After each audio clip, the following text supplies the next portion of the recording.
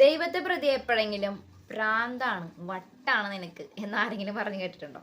അങ്ങനെ പറയുന്ന ഒരു സ്റ്റേജിൽ നിങ്ങൾ എത്തിയാൽ മാത്രമേ നിങ്ങൾ ശരിക്കും ഒരു ഭക്തനായി തുടങ്ങുന്നുള്ളൂ. മറ്റുള്ളതൊക്കെ വളരെയധികം ഈസി ആയിട്ടുള്ള ഒരു ഭക്തിയാണ്, വലിയ വില കൊടുക്കാത്ത ഒരു ഭക്തിയാണ്, വലിയ കുഴപ്പമൊന്നും ഇല്ലാണ്ടാണ് നിങ്ങൾ ഭക്തനായി ജീവിച്ചുകൊണ്ടിരിക്കുന്നത്.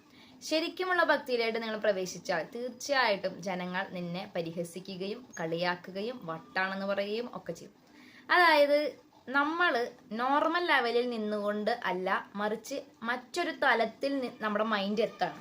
സാധാരണ മനുഷ്യനൊക്കെ ഒരു ലെവലിൽ നിന്നുകൊണ്ടാണ് ചിന്തിക്കുന്നതെങ്കിൽ സ്പിരിച്വാലിറ്റിയിലേക്ക് വന്നു കഴിഞ്ഞാൽ, സ്പിരിച്വൽ തലത്തിലേക്ക് നിങ്ങൾ എത്തി നിൽക്കുമ്പോൾ അത് വേറൊരു തലമാണ്.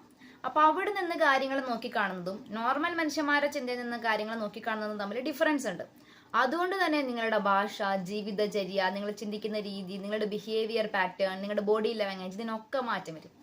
ഇപ്പം ഫ്രാൻസിസ് അസീസിയോട് അവന്റെ സ്വന്തം അപ്പനായിട്ട് വഴക്കുണ്ടാകുന്ന സമയത്ത് ഫ്രാൻസിസ് അവിടെ നിന്ന് എല്ലാ വസ്ത്രവും ഊരിക്കളഞ്ഞ് എനിക്ക് നിങ്ങളുടെ ഒന്നും വേണ്ട, ഇനി എനിക്ക് സ്വർഗത്തിലെ അപ്പനുണ്ടെന്ന് പറഞ്ഞു. കണ്ടു നിൽക്കുന്നവരെന്താ പറയാ, ഒരു ചെറുപ്പക്കാരന് ഭ്രാന്തനായി, അവന് ഭ്രാന്ത് പിടിച്ചു. പക്ഷെ അവൻ എന്തുകൊണ്ടാണ് ഫ്രാൻസിസ് അത് ചെയ്തത്? ഫ്രാൻസിസിന് ഒരു അപ്പനുണ്ട് സ്വർഗത്തിൽ എന്ന് പിടുത്തം കിട്ടി. കയ്യിൽ ഒരു രൂപ പോലും ഇല്ലാണ്ട് ഒരു കാര്യം ചെയ്യാൻ ഇറങ്ങിത്തിരിക്കുക. ഷാലോൺ ടി വി എങ്ങനെ ഉണ്ടായ? കൃത്യമായിട്ട് പൈസയൊന്നും ഉണ്ടായിട്ടല്ല, അങ്ങ് ഇറങ്ങി തിരിച്ചു. എങ്ങനെ ഇറങ്ങി തിരിച്ചു? ഒരു വിശ്വാസം അല്ലേ? ഈ വിശ്വാസം നോർമൽ മനുഷ്യന് പ്രാന്തല്ലേ? കയ്യിൽ കാശില്ലാണ്ടാണോ ഒരാളൊരു ബിസിനസ് ചെയ്യാൻ ഇറങ്ങിത്തിരിക്കുക? ബിസിനസ് അല്ല, ഒരു ചാനലൊക്കെ തുടങ്ങാൻ വേണ്ടി ഇറങ്ങിത്തിരിക്കാം. ഇതുപോലെ മറ്റു മനുഷ്യന്മാര് പ്രാന്താണെന്ന് പറയുന്ന പല കാര്യങ്ങളുമാണ് വിശ്വാസത്തിന്റെ തലത്തിൽ അത്ഭുതങ്ങളായി മാറുന്നത്.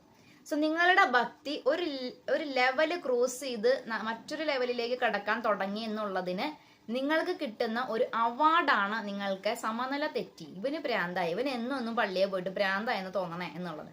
ഇതിന് വേറൊരു സൈഡ് ഉണ്ട് കേട്ടാ, ഒന്നും ഓവർ ആവാൻ പാടില്ല. കാരണം നിങ്ങൾ ഭൂമിയിലാണ് ജീവിക്കുന്നത്, സ്വർഗത്തിലല്ല, മാലാകമാർക്കിടയിലല്ല, പച്ച മനുഷ്യന്മാർക്കിടയിലാണ് ജീവിക്കുന്നത്. സോ നീ നിന്റേതായിട്ടുള്ള ആത്മീയ ജീവിതത്തിൽ ഒരു പ്രാന്തനായിക്കോ.